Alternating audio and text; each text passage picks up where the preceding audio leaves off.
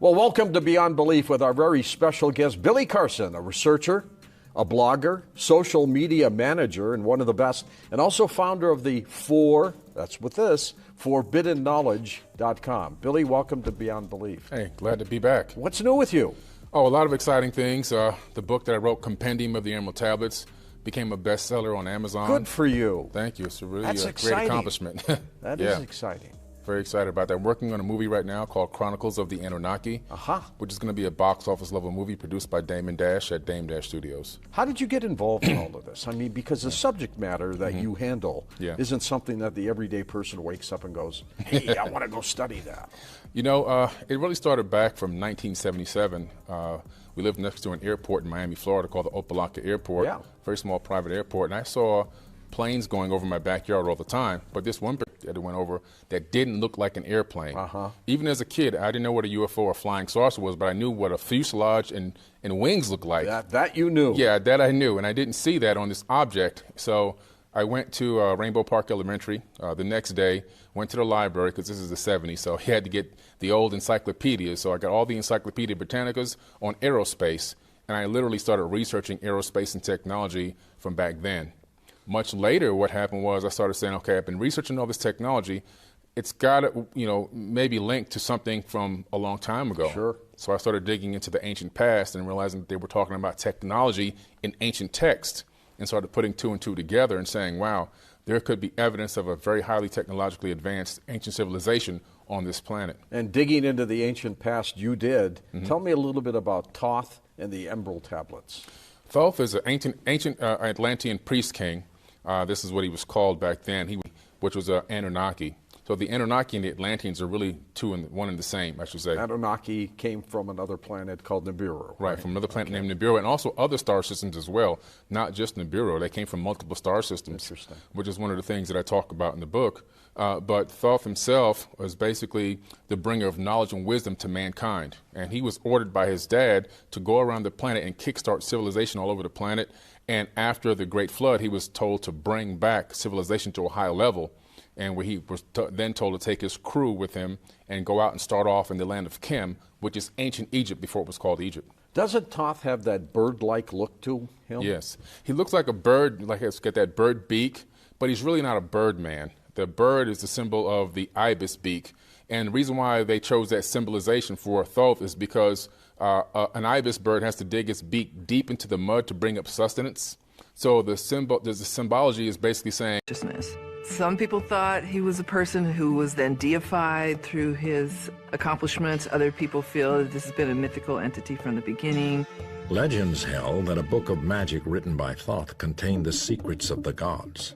The Book of Thoth was actually considered to be in the astral plane. Not a physical thing, but something that you had to actually travel in consciousness to arrive at. And so this is probably one of those very old incidences of channeling where an individual would get into a special state of mind, contact the Thoth energy wherever it was to be found, and then be tutored by this multilingual, multi-code kind of consciousness. What kind of a creature was this? Well, he was really a very special being. He wasn't a Homo sapien like us, because according to the ancient tablets, we came along much in the geological time we scale. have been seeded by them, right? Yes. Well, I really think that they are like our cousins, and we look like them. I think that Homo sapien are the new kids on the block, and that these ancient beings, these beings of old, were here many, many millions of years ago, and had developed technologies to extend their lifespans for many tens of thousands of years. What was Thoth's role? What was its purpose? Well, this is where we get the word thought from. So he was the bringer of knowledge and wisdom to mankind. All the different languages on the planet, he was ordered to teach all the different languages, to teach the civilizations how to develop different levels of technology. And also he was the master architect of the pyramid structures all over this entire planet. That was one of the key roles. As a matter of fact, in the Emerald Tablets, he says himself, he built the Great Piece, and I built the Great Pyramid. So he developed the Great Pyramid and that technology. And then after they rose the land of Kim back to a higher level of civilization, he told the people that came along to spread out all over the planet and duplicate exactly what they did there. Billy, did he have a lifespan? I mean, how long did he live? These beings are capable of living for tens of thousands of years. He talks about going into this place called the Halls of Amenti, which is underneath the Great Pyramid. That's where he put it. And that recently those rooms have been discovered down there, by the way. But anyway, he goes into these regeneration chambers where he takes an avatar body, then he puts into a regeneration chamber and leaves it in there for 100 years. While he walks amongst men in another avatar body. This is why he had so many different names and so many different looks over many eons, because he was utilizing these avatar bodies. But it's the same him. It's the same him. He transfers his consciousness from his avatar body to the next one that's regenerated, and he puts that depleted avatar body, either he gets rid of it or puts it back into a rejuvenation chamber and regenerates that one again. So they have done this for tens of thousands of... Do now with cryogenics and by downloading memory so you can put it into a different body and you live forever? Well, we've gone even a step further than cryogenics now. They've just developed the first DNA hard drive, Microsoft has. So you can take 1 gram of DNA can store 433 petabytes of data. So they discovered that it can store digital bits of zeros and ones and information. So they've created a digital DNA hard drive, which was the biggest limitation on transferring consciousness. So now we have the capability of transferring consciousness into a storage capacity. And then with now the creation of the ability to create avatars from stem cells, we can literally take a skin cell from your body, put it under the right chemical conditions in a laboratory, create a clone of you up to whatever age specified, and then transfer your consciousness from your body, your mind, into that new avatar. Amazing. Now, the Emerald Tablets. Tell me the Emerald Tablets' role and what they are. Well, the Emerald Tablets were a writing that were authored by Thoth himself. In other words, he didn't have a scribe write these. He wrote them himself, which is kind of unique for back in those times. They would usually, a god or a king, they would have a scribe do all the writing. These he authored.